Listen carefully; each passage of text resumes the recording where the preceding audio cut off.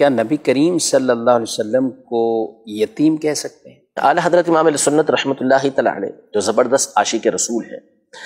اور نبی پاک صلی اللہ تعالیٰ علیہ وآلہ وسلم کا جو معاملہ ہے وہ عام معاملہ نہیں ہے۔ آپ کی بارگاہ کے اندر جو الفاظ استعمال کیے جاتے ہیں ان الفاظ کے استعمال کے اندر بھی بہت زیادہ احتیاط کی حاجت ہوتی ہے۔ جیسے قرآن مجید فرقان حمید میں اللہ جل شانہ نے صحابہ کرام علیہم رضوان کو فرمایا کہ یا ایھا الذین آمنوا لا تقولوا راعینا، کہ اے ایمان والو راعینا مت کہو۔ راعینا کا معنی جو ہے وہ ہے کہ ہماری رعایت کیجئے، یعنی ہمارا لحاظ کیجئے، اور ہم جو آپ سے سننا چاہ رہے ہیں اس کے اندر آپ اس طرح گفتگو فرمائیں کہ اس کو ہم سمجھ سکیں، اس کا یہ معنی بنتا ہے۔ لیکن یہود جو تھے وہ اس لفظ کو نعوذ باللہ راعینا کر کے اور زبان کو کروٹ دے کے اس انداز میں ادا کرتے تھے کہ اس کا معنی غلط بن جاتا ہے۔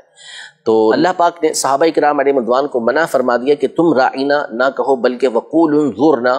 کہ تم انظرنا کہو، یہ فرمایا گیا۔ چونکہ اب نبی پاک صلی اللہ علیہ وسلم کا جو معاملہ ہے وہ انتہائی حساس ہے، ٹھیک ہے؟ تو ایسے الفاظ کا استعمال کرنا کہ جس میں نبی پاک صلی اللہ تعالیٰ علیہ وآلہ وسلم کی شان کے اندر ذرا برابر بھی کوئی نقص سا محسوس ہوتا ہو، اس سے علماء نے منع فرمایا ہے، سختی کے ساتھ منع فرمایا کہ آپ لفظ استعمال نہیں کریں گے۔ اب یتیم کا ایک معنی تو وہ ہوتا ہے کہ جس کو بولتے ہیں در یتیم، نادر، ایسا نادر کہ جس کے جیسا کوئی ہو ہی نہ، ایسا موتی جو بالکل نادر ہے، نایاب ہے، قیمتی اور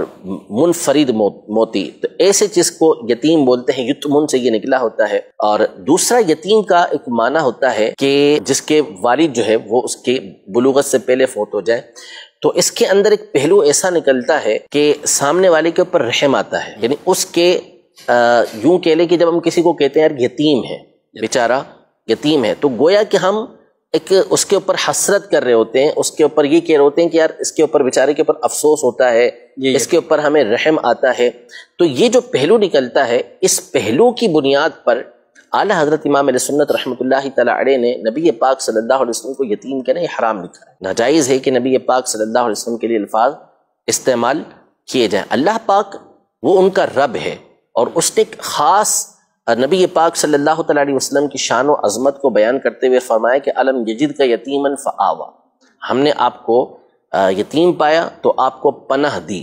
یعنی آپ کی پرورش کی، آپ کو ہم نے غنی کیا، آپ کو بے مثل و بے مثال بنایا۔ تو وہ رب ہے، وہ استعمال فرما سکتا ہے جو چاہے وہ ارشاد فرمائے، لیکن ہم جب نبی پاک صلی اللہ تعالیٰ علیہ وآلہ وسلم کے لیے الفاظ استعمال کریں گے